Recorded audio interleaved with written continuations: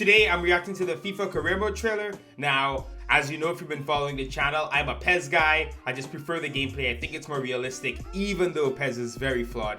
Now, with FIFA, I just can't stand the gameplay. However, FIFA has been really good this year with their features. If you watch every trailer they've dropped, they've brought a lot of things that PES fans have been asking for, even from Konami. Or that FIFA fans have been asking for, obviously, and they've really been delivering a lot of the promises so far. I know they have like the stadium creator now in Ultimate Team. I look at the camera, I wasn't looking at the camera. They got the stadium creator now, I think, for Ultimate Team, and just a bunch of other features that I know we've all wanted in just football gaming in general. Today, they dropped their career mode trailer. They just dropped it like a minute ago, so I'm gonna watch it live now and give you my thoughts. I don't really plan on buying FIFA 21. Maybe if PES is really bad, I might, we'll see. But for me, I want to see what features they're putting in, because to me, PES 2022, Master League, everything that PES is pushing for next year needs to be up to par. And I'll talk about that more later. Let's get into this. Let's check out the trailer and let's see what we think. All right. Zidane. Manage every moment in FIFA 21 career mode with a new interactive match sim, more control over training and developing your squad, and more ways to sign players on the transfer market. So the interactive match sim, this was in their general trailer. Ready for a whole new way to play out your career? The brand new interactive match sim gives you full control when simming matches. Jump in and out of the action when you decide. This is pretty cool. Or take charge for key. This is pretty cool for people who play long career modes. Personally, I like playing every game. I know a lot of FIFA career mode YouTubers, what a lot of FIFA YouTubers like to do is simulate the games against lower opposition. Personally, honestly, I like playing every game in Master League. And what I will do as well is I'd usually just if I'm making an episode for YouTube, I would cut the highlights shorter in smaller games. But I know a lot of people have been asking for this. They want to be able to have more input on matches that they simulate. So this is a good feature for them. And you know what? It's just an option. So you have an option. If you want to play, you can play. If you don't have to. You look at compared to Master League's simulation where you don't see anything. You don't even know who scored. They just show you the score. So obviously this is way better. Influence the outcome of the match. A new player growth system puts you in charge of your squad's development. Spotted a gap in your team? Turn marauding fullbacks into wingers and goal-scoring midfielders into false nines. Okay, So position training, again, another feature that's been in PES, but not really executed as well as it could have been, or promoted as well as it should be. If you notice, FIFA's been taking, I wouldn't say taking, because it's not taking, it's out there, it's open source, but they've been taking a lot of things from PES that are in PES and work in PES, but PES don't explain well because Konami's horrible at marketing. I have a video about that coming out soon as well. Or Konami just don't even promote it to the way that you understand what's going on. It's like hidden in the features, and if you play long enough, you realize it, but you don't really promote it like they should. In PES, if you move a player to another position and play them there for a long period of time, they eventually going to just learn that position. Now, they will not switch positions. That's the one thing that I think this is doing, which I like more. You know what I mean? I can turn, I think here, well, it's Roberto Firmino, but for example, you want to turn Trent Alexander-Arnold into a right winger. Eventually, I guess with this, you could turn him into an actual right winger, whereas in PES, he'll just pick up the position as a secondary position, which is cool as well. But I like the option to do both. But again, something they've been asking for in FIFA that PES has had for years. PES has never really capitalized on it, so to speak, and now it's in FIFA. That's how this game works. You gotta, as a company, you gotta keep the ball rolling. You gotta be on the ball. You can't sit by idly, which PES is doing in 21, and we have a lot to talk about PES 21 and PES 22 and the future of the franchise. So we'll get into that. Let's continue this video. To match your style of play. Okay. I think in FIFA, correct me if I'm wrong, but I know FIFA had a thing for a while where you could only train like one player. You couldn't do as many players as you'd like. I do like this.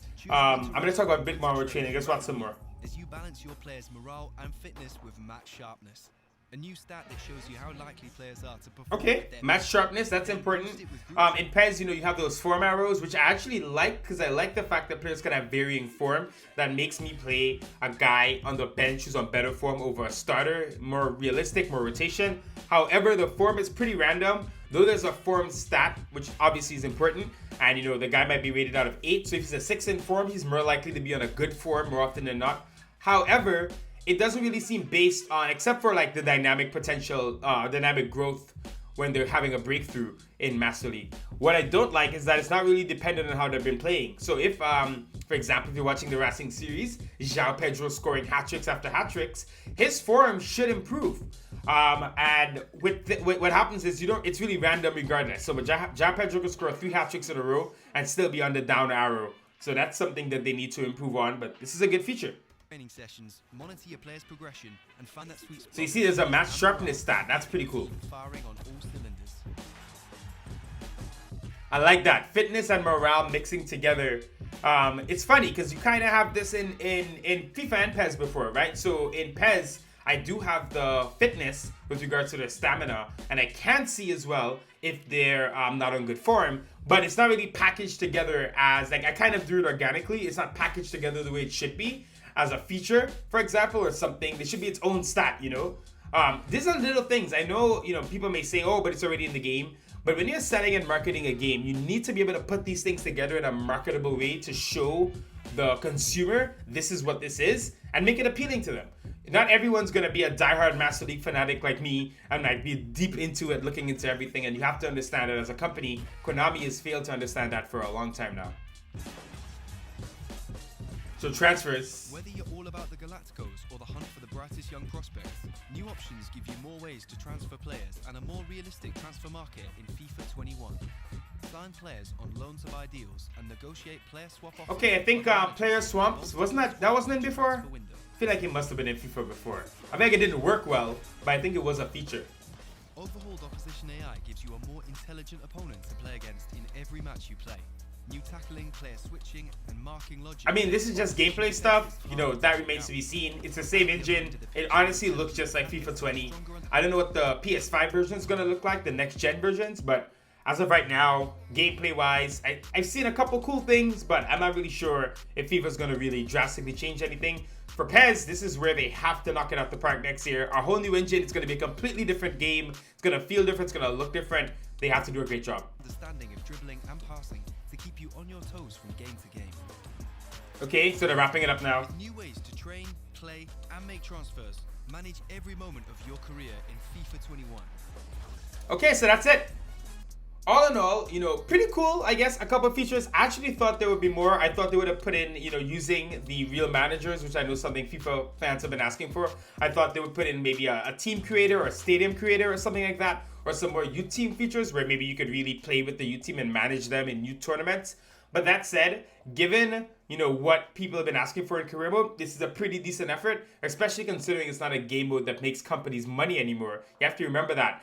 Back in the 2000s, mid to early 2000s, you would see companies putting so much money into career mode simply because that's what used to sell the game. If you look at any franchise, NBA, Madden, PES, FIFA, etc., etc., this is where the money would come. So you would put money in career mode and people would buy the game and it'd be great. Now it's all online. So all the focus is on Ultimate Team, on My Club, etc., etc. So my career for 2K fans. So I understand the shift. Now what's good is that in the last couple of years, we've seen career mode people just screaming online. Madden has been doing this. FIFA has been doing this as well. They're upset. So that's good. And I see that EA Sports are, you know, responding in kind. There was a big thing that happened with Madden, with the whole fixed Madden career mode thing that was trending, and it forced Madden to make some changes and even promise some things for next year. So there's power in our voices. I know right now there's a hashtag for PES going on called Fix PES, so please use this hashtag. I'm trying to push it out there to get it out there for PES 2022. But listen, FIFA have been doing a good job this year. Every single trailer, they're just adding more and more stuff. So I have to give them props for that. Konami, and I have to sneeze right now. Hold up. Woo! All right, I'm back. Konami, you decided to skip PES 21, which I was technically fine with, which I am fine with. You know, you said you wanted more time, but now given all this, you need to be looking at what FIFA's doing and coming back in PES 2022 with a better and better game. You have a full year. You've seen what the competitor has done. FIFA has made this year their big transformative year. I do think the game will be better next year, but I feel like this is the year they took that leap in terms of gameplay, game modes, all the stuff that fans have been asking for. So if you're Konami, you have to know that next year, you just cannot disappoint. The PES 2022 needs to be absolutely incredible. And I do have a slight hope that it might be just because the FIFA news has been so overwhelming and the marketing has just been on another level. So I know Konami are seeing it, and they have to know after skipping a year, the future of the franchise really lies in the next one. So let's see what they do. Anyway, guys, that's it for my FIFA career mode review, I guess, the trailer review.